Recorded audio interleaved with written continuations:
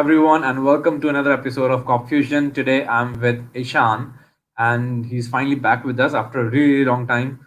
Hi, Ishan, man. Hi, bro. How are you? I'm great. Yeah, how are you? Great, great, great. Oh, lovely. So, in full spirits now. Finally, we have started winning ways. Yeah, it's pretty good that after some bad results, we are back to winning, and really like the West Ham game, and I think we dug that result out really, really well. Yeah, truly. I was just watching the replay of the complete game, and I was just listening to Tim Sherwood and Michael Owen just going at Liverpool for making so many changes and this and Yeah, that, and it's really good to see proving these kind of people wrong because form is temporary, but obviously class is permanent, and I think this Liverpool team has proven that time and time. I'm really happy, and but then again, we're not here to discuss about Liverpool's current form. We are here to discuss something really amazing. The two centre back signings that we have recently made, and finally, we have made them after a huge cry from the fans, even during the summer transfer window. We did not make any transfer during the summer transfer window. Now we have yeah, signed two straight centre backs, one a more experienced one, the other one quite young and quite yeah. inexperienced as well in terms of big league games. However, do you feel that these transfers could have been made in the summer? So we're going to discuss all of that. So Ishan, what's your take on the two centre back that we have signed? Well, I think the best thing is that with respect to Kabak, that there's an option to buy him and not the obligation to buy him. Which I think is a great thing for us because we won't be held ransom if he is not performing to the level of Liverpool. And apart from that, to be really honest, I haven't seen Ben Davis at all. I'll be really honest, but like from whatever small compilations or the normal stats which I have seen, he looks somebody who can really fill in that Lovren hole which has been there in the squad. Although, like right now, like we don't have like our main three center backs. So I mean, he's gonna be like the first choice center back. I'm guessing. So, so you basically mean in terms of Lovren that he'll be a fourth choice centre back in the coming future, Yeah, which leaves out either one of Joe Gomez, Joel Matip, Reese Williams, or Nat Phillips. I mean, obviously yeah, we cannot have six centre backs. yeah. So, do you really think that there's gonna be, we'll sign Kaka back in the future? Obviously, if he performs, and even if he doesn't, I think 18 million is a good price for a quality centre back like Kabak. Uh, However, if sorry. in case we have to let go of one or two defenders, who would you pick? Oh well, like right now, from whatever lot we have, I think the one which I'll say ticks the least amount of boxes for Klopp would be Nat Phillips. I mean, due respect to him, like he has done really well when he's been called upon, but he's just not the type of centre back which Liverpool need as per the current system. I mean, he's not a very good passer of the ball, especially a progressive passer. So due to that, when we are playing like a low block team or somebody which is say for example like an Arsenal, which is not necessarily a low block, but there are so many bodies in the center that you need your defenders to be really good. And I think he does not have that really good pass in him. But apart from that, like as a old school defender, he's really solid. He's really solid. And I mean, I was really happy with his performance against West Ham. He was really good against Antonio. All right. Okay, so I was quite shocked when you said Nat Phillips. I was thinking you'll go for either Joel Matip because of his injury, or you'll go for Reese Williams because Yeah, I mean, he's quite young at the moment and he has made a few mistakes in the past games, which has yeah. also cost us. Okay, so do you feel like you're okay with selling off someone like Nat Phillips, which is like he's a He's an old school defender, yes, but Yeah, at the end of the day, he's also quite good in the air, which yeah, we require at times. Like, when we play yeah, games against these clubs like Burnley, West Ham, even Southampton, to be really honest, because I think yeah, that's the dominance in the air is something that we have been missing ever since Van Dijk and Matip have been injured. yeah.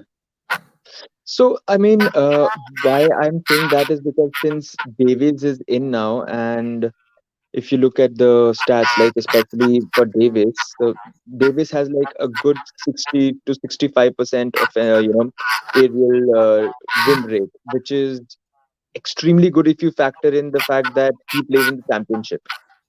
And championship is a very bullish league. It's a league where you have to be really really strong, both Yeah, that's very physically true. and aerially, and it's something which is a testament that he can be a really really good player aerially with the right kind of coaching which he'll get at Liverpool. So I think that factor would be covered with Ben Davis. And I mean, for this season, I mean, of course, we won't be like, we don't have that much choice as such. And for the next season, I think I just have a feeling that, probably we'll sell Nat Phillips because also his age is such that, he won't be uh, interested in going on loan again. And I think he has got that right experience to like get a mid-table kind of a move. And I mean, he deserves it. I mean, so, and I think we might just give out Reece Williams on loan if all our other centre backs get better. All right. So Joel Matip is definitely set to miss out the rest of the Yeah. season, and I think Virgil van Dijk has more chance of coming back than Joel Matip, to be very honest. And I don't mean any kind of insult to him, but I mean the man is literally made of chips. So let's just forget that. Okay, so Reese Williams out on loan. Okay, I think will be it's going to be very harsh for Nat Phillips if we sell him. Anyways, Klopp wanted to sell him initially as well.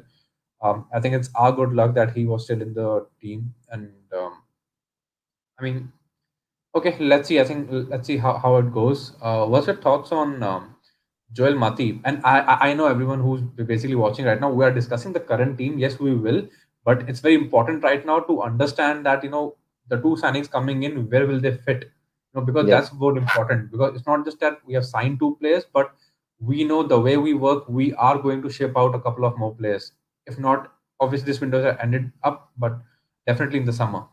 Yeah. So back to my question, Ishan, where do you feel Joel Matip will be Oh, in summer? so I mean, when he's fit, when he's like, whenever he's playing for us, I mean, he's definitely a, tier one centre back in the Premier League and in the Champions League level. Like, I mean, but at the same point of time, what's the point of having all of that talent if you're not fit enough to play? Yeah, that's very true. So again, it's one of those situations where, Liverpool would have to evaluate and see that, whether his availability for like say even if it's like 15 games a season probably is worth enough to the wages which the club is paying him, which I think are above 80,000 a week, which is pretty steep if you look at a player who plays such less amount of games a season. So I think if we plan to keep Matip for the future and keep his current deal active, I think we should just kind of renegotiate the deal with like a lesser basic wage and more incentives, which would be based on appearances. I mean, which if he like gets whatever amount, like say if he gets like 20 appearances in a season, probably he'll end up making the same amount which he did, like usually speaking. So I think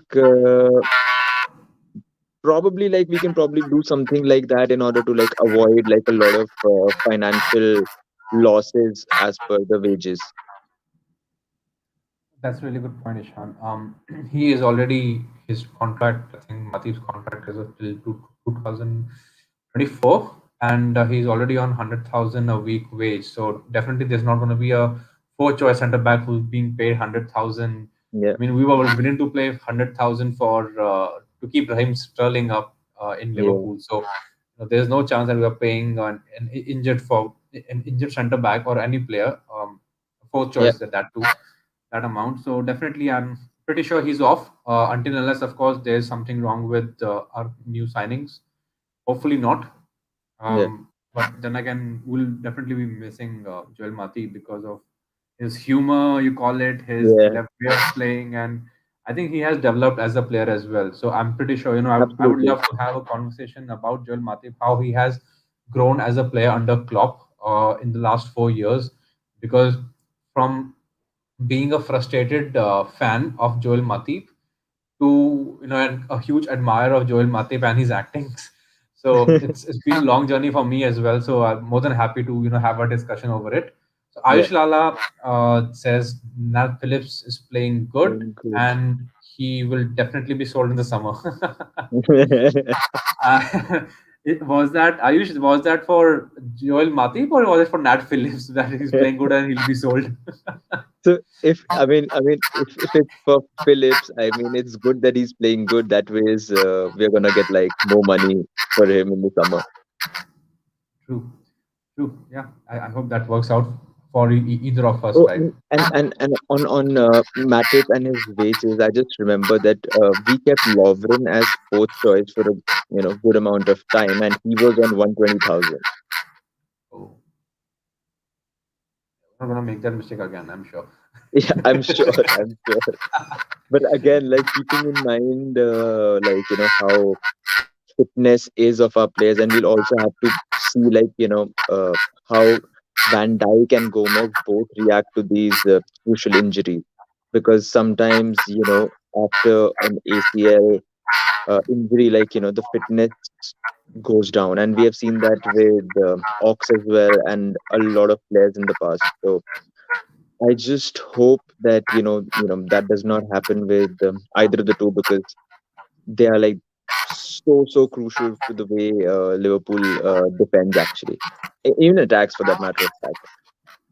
No, definitely, and there are some serious issues with us with the injuries as well, like you mentioned, Ox. I think that's another topic of discussion altogether because the injuries don't seem to end up. I think they're just piling up again and again. Yeah, With Coutinho out for a couple of games and Matip out for the rest of the season is just crazy for us. So let's. All right. So we just had a small overview of the current situation with the signings coming in and possibly whosoever would want to or would will be selling out. yeah. What are your inputs on the two new signings? Like starting off with Ben Davis. Okay, so I mean, Ben Davis is like a typical what do you call, like a typical Edward signing. Like uh, it's Long a term. statistician's signing. So I mean, if you look at his stats in the championship, they're pretty amazing in my opinion. I mean, he has like really good amount of forward passes, and his passes into the final third are pretty high for a defender, and he's very comfortable aerially as well, and in defensive duels as well. So I mean, he's the kind of player who you can say like is like a very good ball playing defender who knows how to defend. I mean, you can probably say he's a lighter version of Van Dijk, probably, but not that physically that strong enough right now. But yes, he is, and I think he'll do really good at Liverpool, because just the kind of interview he had, you just get that feeling that he'll just seamlessly fill into the squad, the kind of atmosphere which is there in the dressing room. Yeah, that's true. And your inputs on the other one. So I mean, I'm not Kabak's biggest fan, to be really honest, but You were going for Upamecano, right?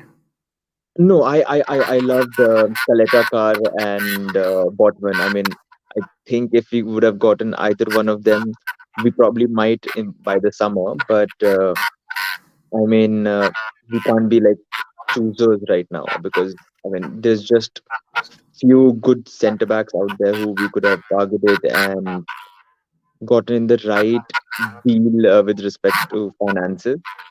And I think that Kabak really, I mean, he had a 50 million release clause, and Edwards doing like a masterclass again with like just 18 million with an option to buy, not even an obligation. So, I, I mean, I just don't know how he negotiates in that office, man. Well, I just He's want just, to have a CCTV camera with an audio recorder, just see what the hell he does in the office. I swear, I swear. I think if somebody wants to like get a guest lecturer for some MD or something on leadership and motivation, get Edwards, man. I don't know how he does it, but he just does it. Oh, amazing, yeah.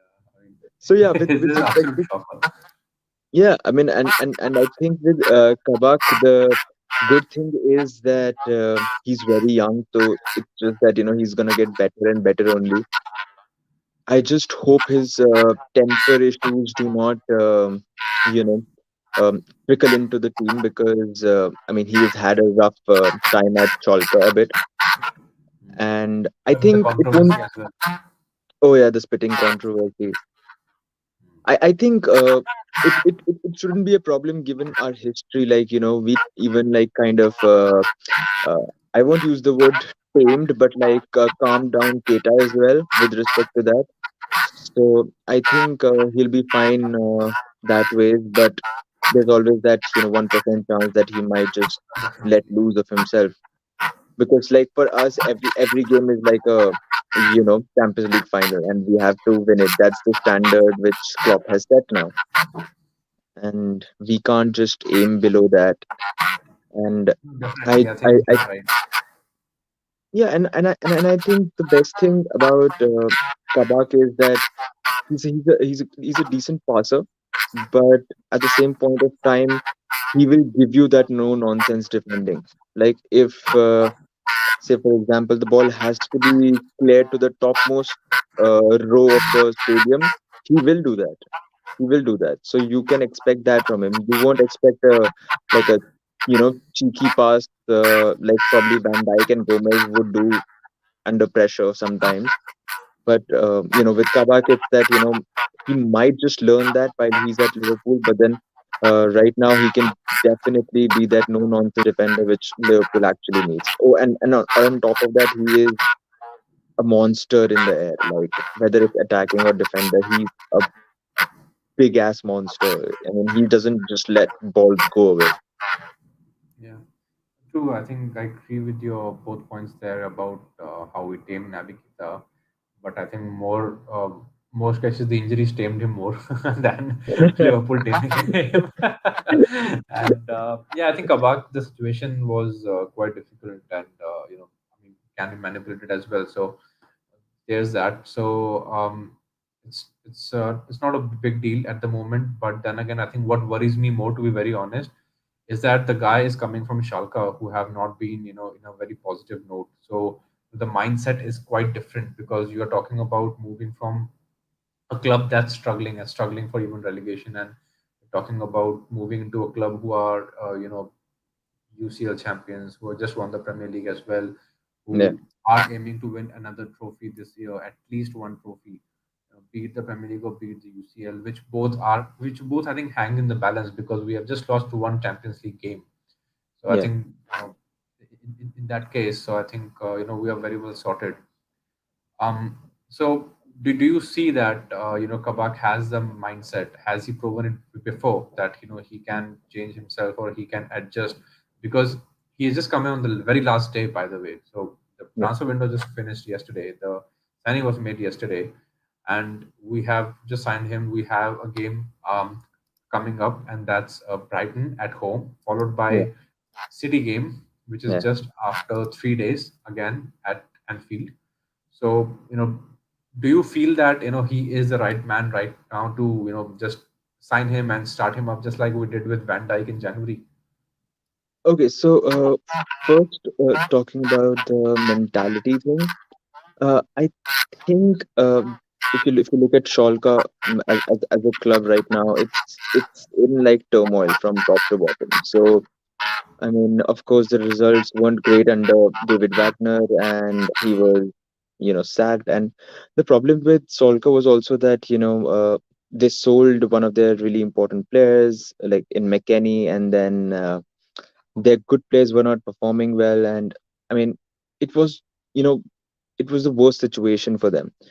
And I think even Bayern even snapped up Alexander Neubel, one of the best German young keepers out there. He's supposed touted as the next Neuer, and rightly so, in my opinion. He's really really good. So losing two key players, and then the key players of the squad not performing well, it's always gonna hurt. It's always gonna hurt you. Plus, I think it kind of backfired for David Wagner. He tried to play very conservatively, and his squad wasn't really settled enough, and to actually play that way. And they were losing really badly. Like they were playing, I think, one of the most poor football I've ever seen from any Bundesliga team. And yeah, I mean, again, I mean, with respect to relegation, the mentality can be either really poor or really great, because for relegation, every match is like, it's 3 points on the line, which can actually save you on the last day of the league. And for a table topper, it's like a Champions League final, as I said. So that mentality can either be really poor for a relegation team or really good, and we have seen that with like Robertson or Shaqiri, and they are just settled into the squad so well. So I think Kabak is a very strong personality, which is pretty evident in the way he plays and his demeanor during matches. And I think he's kind of gonna take that that Lovren role into the squad, because of how headstrong he is, and how he is on the pitch as such. He's very Lovren like that role. Okay.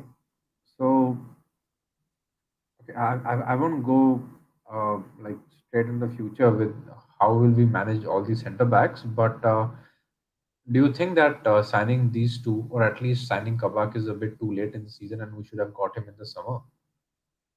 Absolutely, absolutely. I mean, if not this summer, like, I mean, I think the summer was something which I don't think any coach or any director of football could have imagined. I mean, we have seen how good fitness-wise Van Dijk is. We have been seeing that, since the past 1.5 years or so. Like, Gomez's fitness more or less has improved a lot. Okay, and after that, like, we knew Matip is Matip, and he's not going to last that much. But we were hoping all the time that by rotating Gomez and Matip, we would somehow get like a longer time without injuring both of them. So that did not go as per plan, and we were always like happy with having Fabinho as a fourth choice. So we took that gamble, and it of course didn't play out well. First with Van Dijk getting injured, and then Gomez getting injured mysteriously. So I mean, it's just that I mean, it's like the worst hand which Liverpool could have gotten at the start of the season. Yeah, that's true. And unfortunately, those punishments as well for the Van Dijk injury and for Thiago injury went unpunished, which kind of irritates more. Yeah. But I think we we just can't go into that topic right now because it's not about that. Yeah. All right, so definitely, even I agree with you here as well that we could have made these signings in the summer.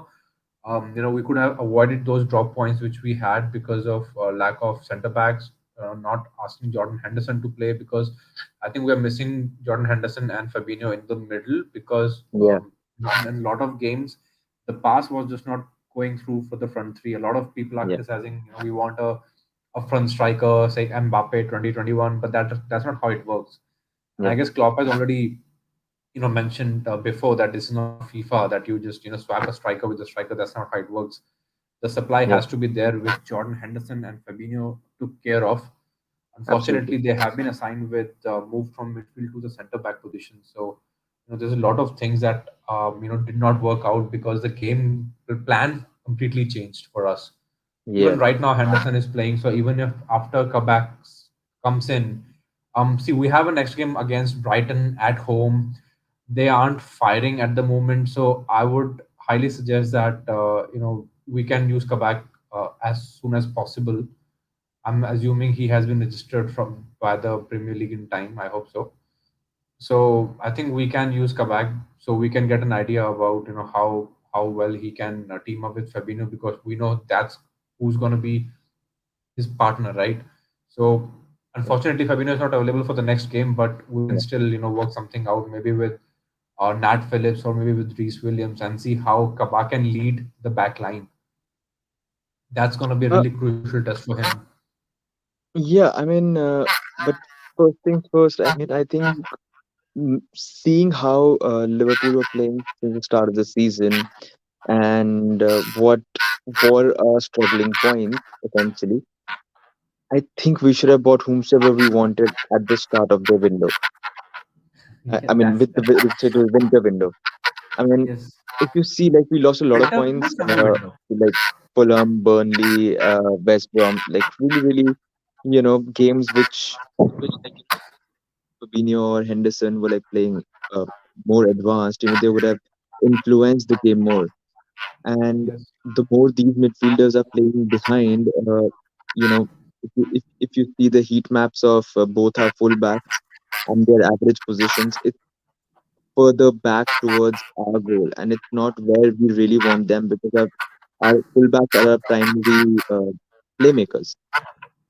So they are more compact, they are more behind in our half as an average position, due to which we just don't have the right you know attacking input. Like the pass is not coming at the right time and from the right place for a forward. And it's I mean, it was very, very simple for anybody to see that we should have gotten these defenders in the start of the season, start of the sorry, the winter window. winter window. Yes. But I guess Well, it I was think the just signs were you there. know Ishan, I think the signs were there already, and I think it was. I'm a huge backer of FSG, to be really honest, because I understand that where they've got this club from, where it yeah, was and where we are now. But at the end of the day, you have to see these signs at a very earlier stage that you have to very, very injury prone centre backs. You're yeah, challenging for the Premier League title. Half of the Premier League sides are in a rebuilding phase, so you don't get a better opportunity to reclaim that Premier League title again when you are just your competition is basically just two teams at the yeah, moment. That's Man City, and the other one is either one of Tottenham, or I mean, even you can put Manchester United in the mix if you want to. But I yeah, think Leicester has more chance of than Manchester United, to be very honest. So I'm being very serious right now. I mean, I think they have yeah, been gambling their way to top four and top two yeah. in the last two seasons, including this one. So I will not be taking them seriously whatsoever. So I've said it before. I'll say it again. I think Leicester is more competitive than Manchester United, to be very honest. So I I, think I just the think that ownership. United has been very, very clinical this season. And I think like one of the main reasons also is that you know Martial is playing better. The competition which has come into the squad because of Cavani coming in has made them better. And Pogba has also kind of risen his game a lot. But I Ever mean, if since you his ask me, like one of the announcement, best performers, sorry. uh, Pogba has improved his performance definitely. I think that just came after the announcement that he'll be leaving Manchester United. I think he just wanted to show everybody that he's good, so that his next contract, whether it's at United or some other club, is a great one. He's just Yeah, it's ensuring strange. that. Yeah, it's strange how the motivation all of a sudden came out, and all these years it was nowhere to be seen. Absolutely, absolutely. But for me, I think the best performer for United this season has been Luke Shaw. I think he's looking like the Luke Shaw which United signed Southampton. few years Yeah. back from Swansea. I think he's looking really, really, really good, and he's combining really well. So I think he's one of their best performers this season. Yeah. Bro, Luke Shaw was from Southampton, not Swansea. Oh, sorry, my Uh, bad. Sorry. it's okay. But yeah, I think Luke Shaw is the one who has like rejuvenated, to be very honest, because I've seen that Southampton side. I've seen them play. Luke Shaw was a killer as left back for them. I was quite shocked when Alexis Chamberlain, sorry, sorry, when Ox left them along with Luke Shaw and so many others. Uh, but yeah, I think they have finally, I think triggered Luke Shaw where he wanted to, because he was being challenged for not losing weight and all that stuff. Yeah. Thankfully, our center backs don't have to face that issue But but that they are but overweight. again, see, Luke Shaw has become so much better purely because I mean, it could be like I'm not like I'm just like it's just out there for debate that he's become so much better as soon as he got like serious competition in the squad from Alex Telles, Yeah, you can right? say that. So I mean, if you look at like all the clubs which have done like really really long periods of sustained growth and sustained success, whether it's Bayern, whether it's Barca, Madrid, even for that matter, Manchester United at in under Ferguson, they have all had a really, really competitive squad. So, you'll always see like 20, 22, 23 players in their squad, but like, everybody is so good they can replace anybody in the squad. So, I Yeah. mean, that is one aspect where, we are not that strong enough right now. And I think this summer was the one of the best times for us to do that because Champions League winners already and Premier League winners. So I think we were in the best position to actually strengthen ourselves.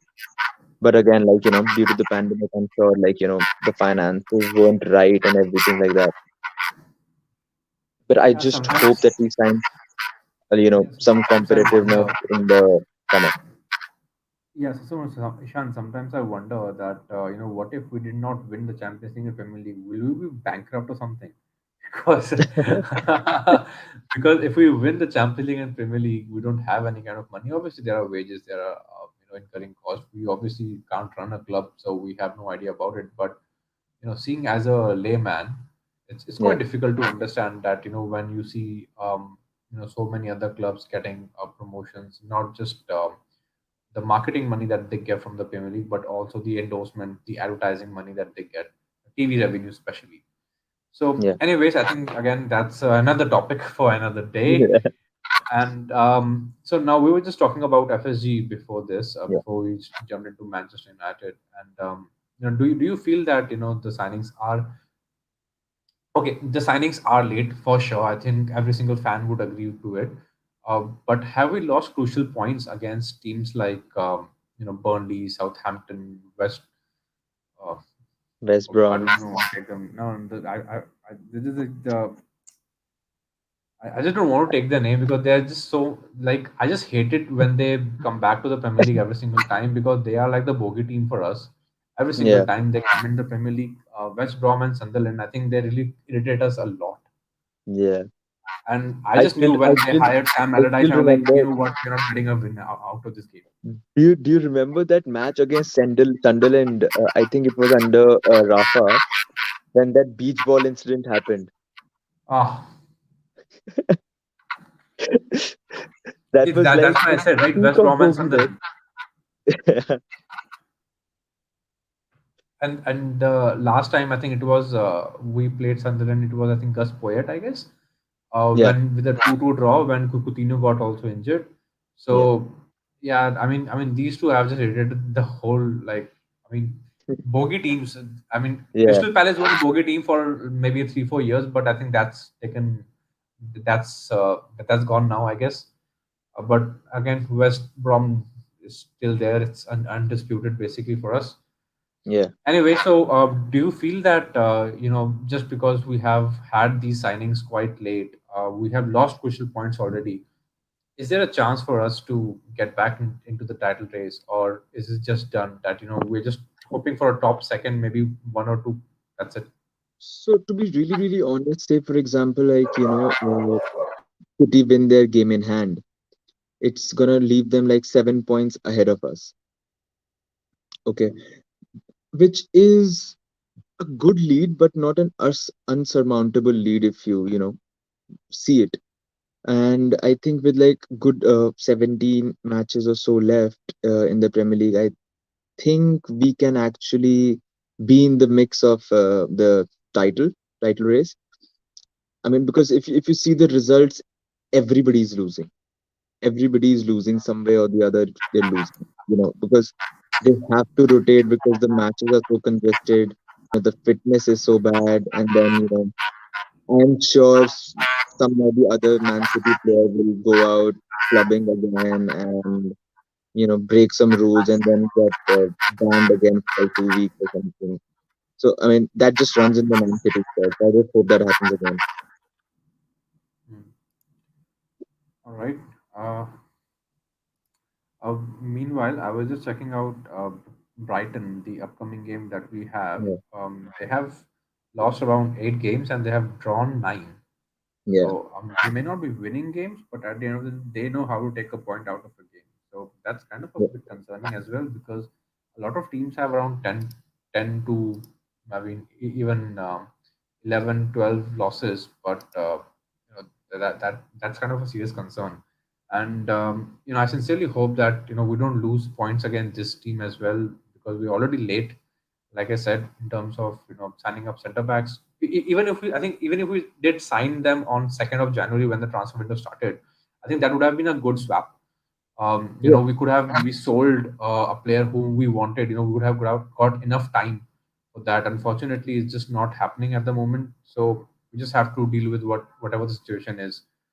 So coming back to the signings again, do you think that the Klopp, whatever interviews he gave in the past 2 weeks, have been intentional? Like we discussed, right? That Klopp plays that 4D chess when he gets Yeah, fans all riled up against yeah, FSG, and he gets it like what, put some pressure on them, put some pressure on them via Twitter, via social media, and this time even football pundits and journalists went against, not against exactly, but they were kind of fuming as well that what, you have the money right there, you can see what's happening, you see your team losing from first we have made to fourth, and if you don't spend money right now, what the hell are you working on? We can't wait for another 30 years to win another title, right? So absolutely. what do you think happened there? I think it's a mix of few things. So first and foremost, again, the recruitment team, along with Klopp, have always maintained one thing: they won't just buy for the sake of it. So they'll buy somebody whom they think will fit the squad perfectly. Otherwise, they won't. And that's why we got whatever players we have been getting in the past 4 years or so. And if you look closely, like even the deals which we did in the summer, for example, like Jota or Thiago, all were like a very small down payment was given for it. I think it was 4 and 4.5 million for both of them. So it's like just spending 8.5 million upfront, which Yeah, is nothing for a team which has just won the Premier League.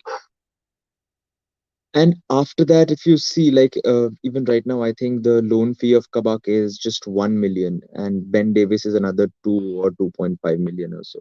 So I mean, there's this clear trend that we will always, structure our deals in a way which favor us, especially in this time when FSG thinks that there is no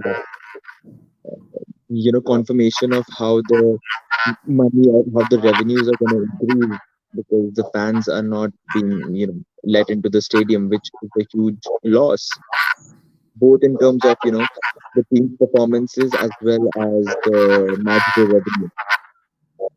So yeah, I mean, if I look at it from an extremely business point of view, I understand why FSG went in so late.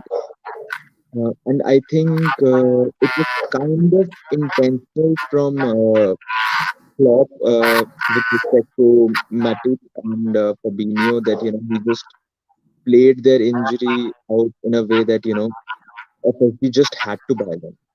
Because, like, if your two apparently fit center backs are injured, then you are, I mean, you don't have any senior center backs. Then what are you supposed to do?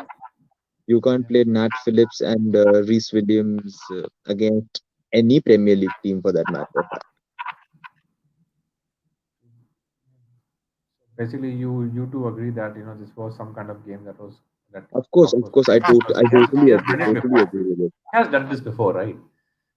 Yeah, he has, and I think it's legitimate. I mean, he has earned it. That the owners should back him without even thinking twice. And I think he kind of knew that the owners are trying to grind a financially viable deal, and which is fine to be honest, but then not at the expense of the team losing momentum and losing a lot of matches, which is something which kind of pissed off everybody involved with Liverpool, like whether it's the pundits or like the fans or even like I'm sure Klopp and his staff, they would be also thinking that if like say for example if Chelsea can go and buy so many players for such a huge amount, then why can't you buy somebody for like even like say one third of the amount? I mean, see, Havertz was somewhere around about 90 million. Even if I take like its 80 plus add-ons, then that essentially means that Liverpool does not have the money to even buy a player which is like 100 million. How does that make sense?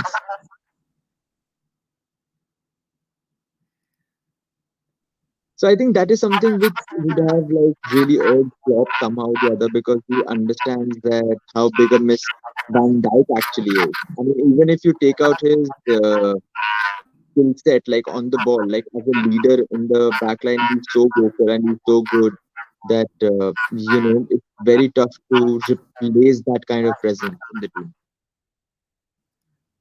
Definitely, and I think we could have gone through with the season without Van Dijk if the rest of the defense was not so I don't know crispy, I guess, and Yeah. soft. To be really honest, so I think it's basically the Fabinho and Matip injury that triggered FSG because it wasn't just about saving the Premier League season for the Liverpool, Yeah. but it was saving their ass. To be really honest, because had they not signed any centre back, then I mean, the fans would have been all over FSG for the rest of the season. Yes, So, absolutely, absolutely. in another way, they have literally saved themselves from the fume that they would have faced from the fans. Yeah. And now coming up to, I think just a couple of more questions, and we'll just wrap this up. I know you have an arrangement also in the next 15 minutes. So, let's talk about who will play from the center as center back in the next couple of games at least, because I say the next couple of games because Brighton game should be like a warm up to what's gonna happen against City. So it's gonna be really interesting to see what tactics we'll be using because if Salah comes off the bench, then obviously it's just for the game time. If we are using some different tactic, if you're using any of the recent signing that we have made as center backs, so how do you feel? Will we be making any kind of experiments in that game, or are we No, going to introduce any of the center defender that we have to signed? be, to be honest, I don't think either of the new two of the new signings would play against City. I mean, it's gonna be really, really unlike Klopp to put them right into the burning pot against City. I think we would be seeing Henderson and Fabinho at centre back, but again, like this Brighton game, I do not know whether Kabak is registered for the Brighton game or not, but I read somewhere that Davis is. So if Davis is there, then I think we can probably just you know try and see how that goes, even though that looks highly unlikely to me. But let's see. I mean, it's a huge gamble these two matches because the thing with even Brighton is that Brighton, you know, they make chances. They make good quality chances. I mean, they have these low number of wins and high number of draws purely because if you check, they have the highest misses of top high quality chances. They have not converted the high quality chances. Like I have seen Mope and Connolly like miss open goals in this season. So factor that in, I think Brighton would have been way up the table somewhere in the top half. I'm guessing if they would have won those games. But I mean, you ask me, I would essentially throw Kabak because I mean I haven't seen Ben Davies play at all. So I mean, I just can't say anything about Davies. I mean, and I I think agree. with Kabak we have to make a decision as well within the 6 months he is with us. So I think sooner the better. That's it. I agree with you there. I think Davis can still wait. Kabak is a question that needs to be answered. So I think the Brighton game is going to give us some kind of hint as to what our formation is going to be against City. Because Yeah, someone who's not playing that game is definitely not playing against City as well. Because the yeah, game is just after 3 days from then. yeah. Um, all right. So like let me just put up the question straight to you. Who's starting as centre back for both the games? Okay, this is a tough one. I mean, for Brighton, we can actually, play somebody. I mean, see, they have Connolly who can pace. They have Mope who gets into really really good positions. So I think it would be, we would be fine with somebody like Nat Phillips and Henderson for this match. I mean, we would be fine with it. It wouldn't be that much of a problem. But keeping that in mind, I mean, again, the same conversation that we need to see how good Kabak is, and if he's registered, then I would love to see him play. Even if it's for like 15, 20 minutes, get a midfielder off, put Henderson in the midfield, and let's see what happens. That's a fair point. That was basically my first pick as well. Obviously, we have no idea how the training goes. I think it's more dependent upon how the training goes, first of all, with the Yeah, team. How quickly Kabak can, blend himself in the squad, how we can understand how we play, how the supply chain works basically in the team, how we have to, try to keep possessions, keep passing it when we have to pass it back to the keeper, when we have to pass it towards our wingers, because that's where the flow is right from the midfield. yeah, It's basically through the defense right to on the wingers, and that's how it works. So Kabak needs to adjust to that in a very very short span of time. To be honest, I think if we have to experiment, I'll start Kabak, mhm, knowing that Brighton will be looking to attack us for sure. I'm not talking about just counter attack, but I do not feel that Brighton will be parking the bus against us. To be really honest with you, because West Ham did that mistake. West Ham parked the bus when they could have attacked, and they may have scored another goal as well. So you never know.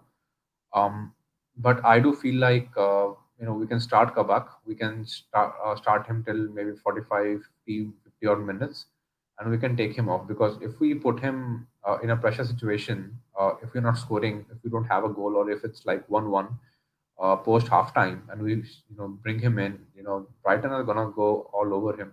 So it's gonna be quite difficult for him as well, because his partner is either gonna be Jordan Henderson or Nat Phillips. yeah.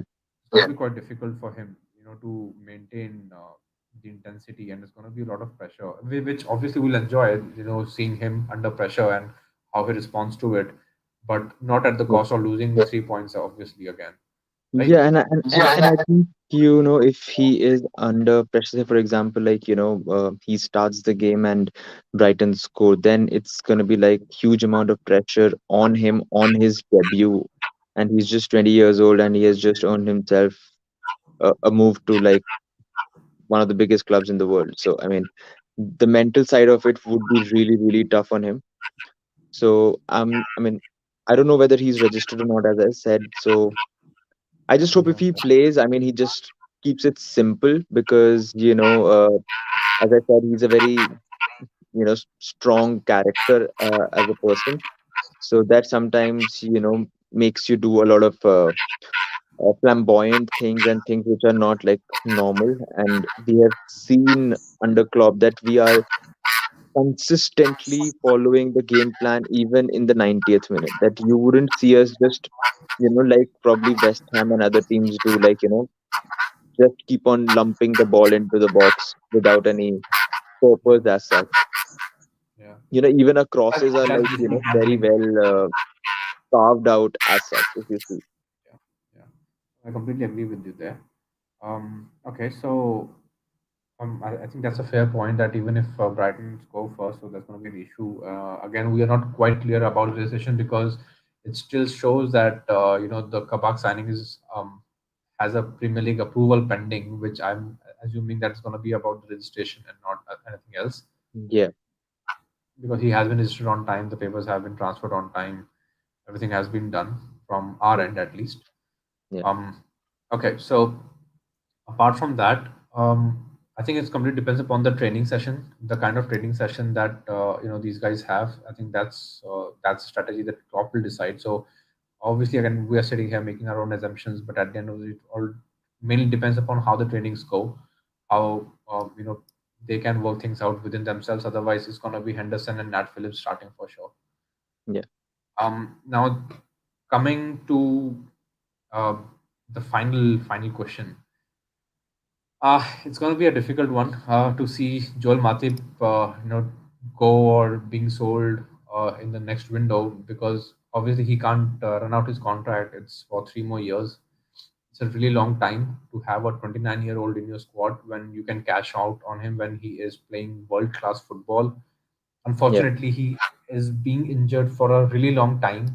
But then yeah, again, it's also about the intensity with which Liverpool play, and the lot of we have seen a lot of transfers going out of Liverpool, and they are not they're not those injury prone players anymore.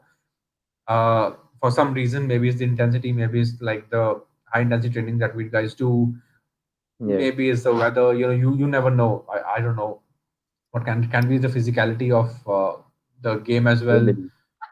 A lot of players get homesick traveling to England, and they don't Yeah. want to go there. So like I said, can be the weather and stuff. So they fake their injuries or whatever it is. So in that case, do you feel like it's a good move to sell Joel Matip in this coming summer? If I mean, whether or not we sign Kabak, that's a different thing altogether. Do you Yeah. think that it's a good option to sell him off? I think it is a good option, no doubts about it. But again, as I said at the start, it totally depends upon two things. One is how Gomez and Van Dijk recover from their injury, and the second point being, in my opinion, how good Kabak and Ben Davies both play in the remainder of the season. So if both these things work out in Liverpool's favor, then I think we should definitely look at exploring the option of selling Matip. Even though, I mean, he's kind of like a cult hero at Liverpool, and more so because of his on-field behavior as such. And yeah, I mean, it would be a very tricky transfer for Liverpool, but then I think it is something which would make sense because he's injury prone, and you should just cash on in him before he gets into his 30s. So Exactly. I yeah, think I can one smart way see is probably also FSG to. making some money from it. And Yeah.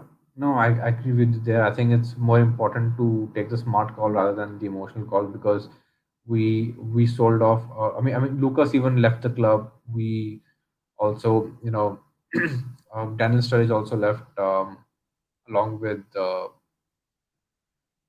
I think a couple of more players whom we would have preferred to be with us, but unfortunately they could not. Either they were injury prone or we were getting a better deal for them. yeah, So that's how it was.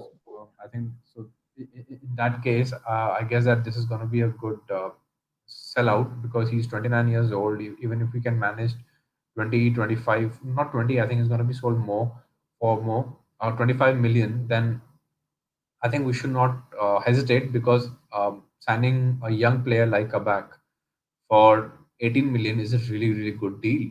I mean, during the summer we were looking for what 35 to 50 million, right? That was a clause for Upamecano and other defender that we were shortlisting. So Yeah, that's uh, that's like a huge bargain.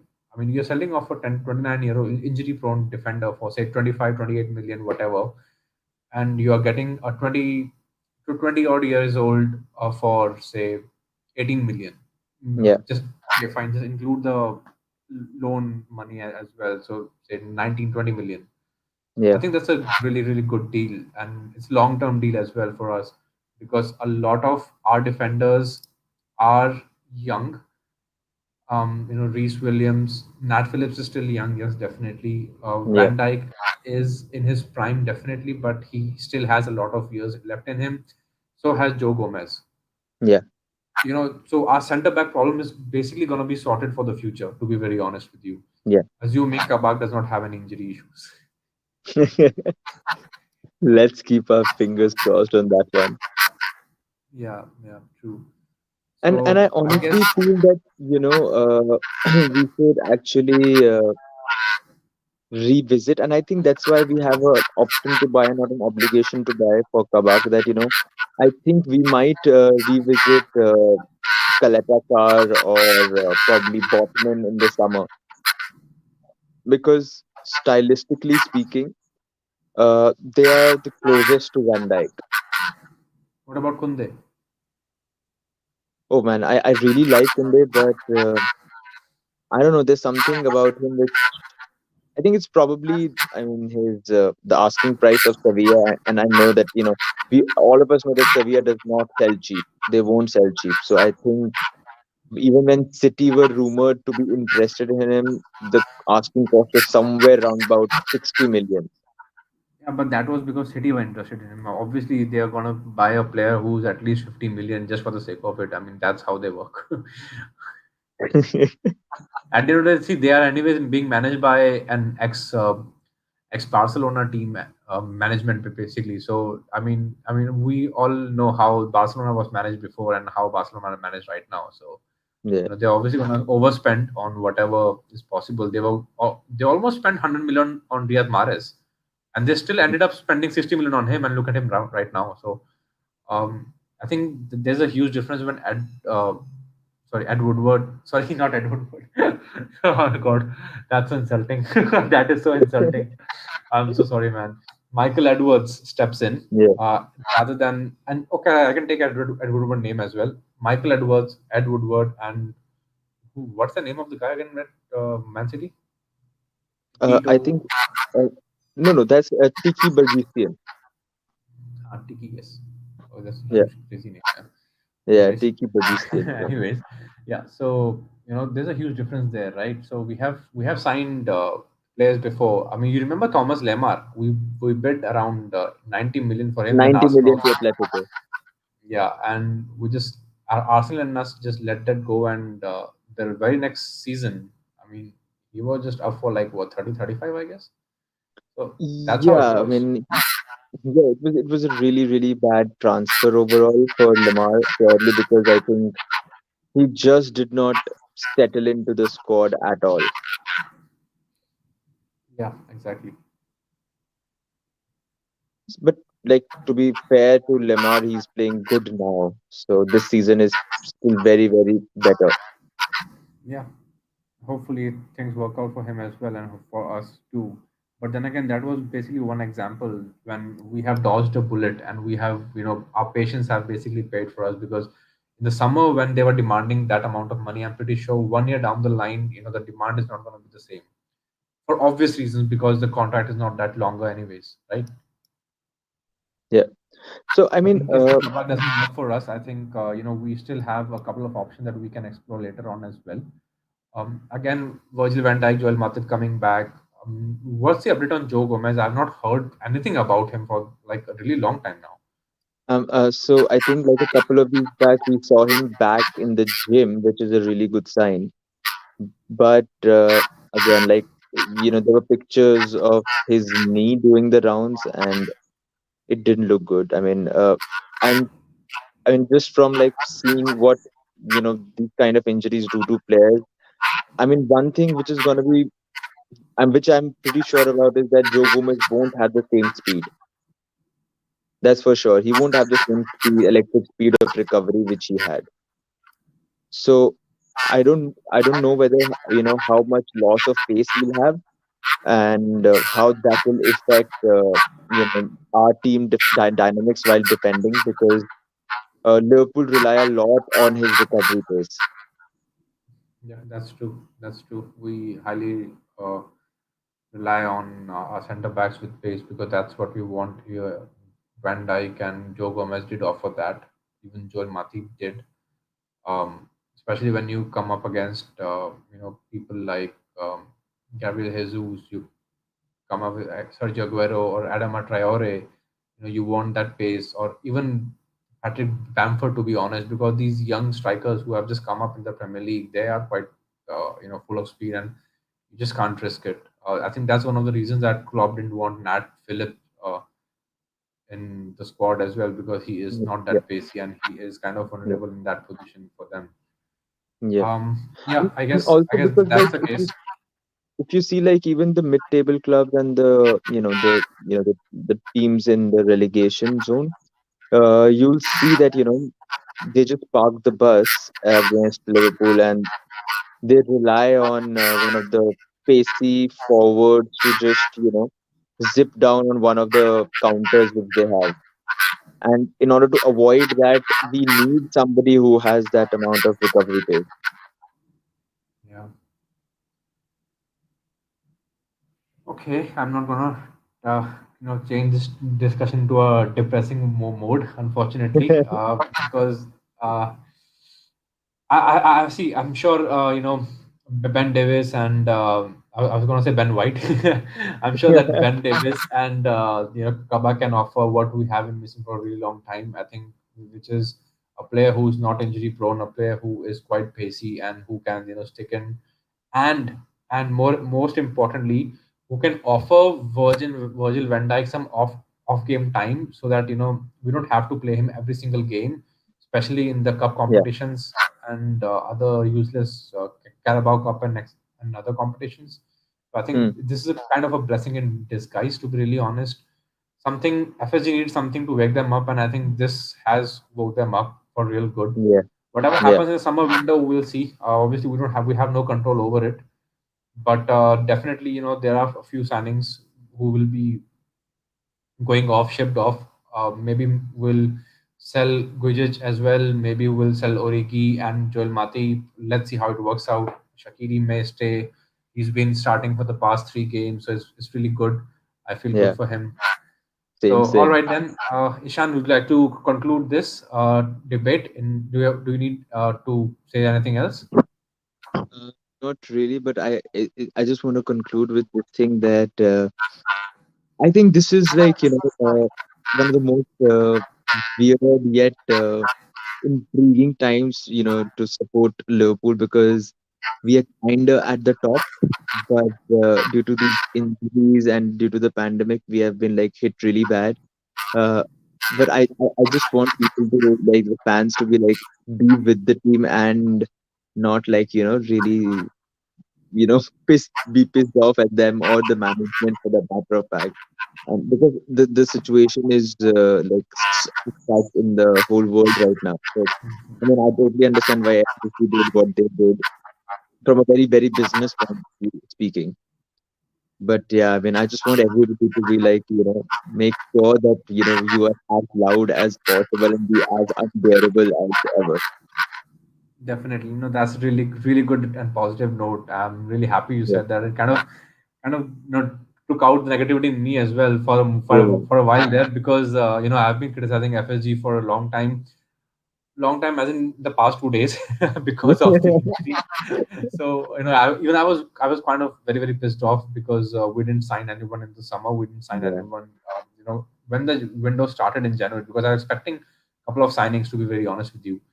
um, yeah, but it didn't happen. But finally, it happened, and which kind of also shows that our owners care, right? In case if there's yeah, something wrong, that they're there for us, even if they may be, they may be cheap owners and they may be looking out for balance sheets more than spending, and maybe yeah, not. They're not. We may not be as good as in marketing than Manchester United were in their prime. But then Yeah. again, we are getting there. And so it's going to take time. It's going to be slow journey, slow and steady journey for us as well. So, all Yeah. right, then on this positive note, I'd like to end the conversation. Thank you so much for joining, Ishan. Sorry to delay your proceedings further. That's fine. And thank you so much, everyone, for joining in, whosoever is watching. Thanks, Lala, for coming in and posting the comment, man.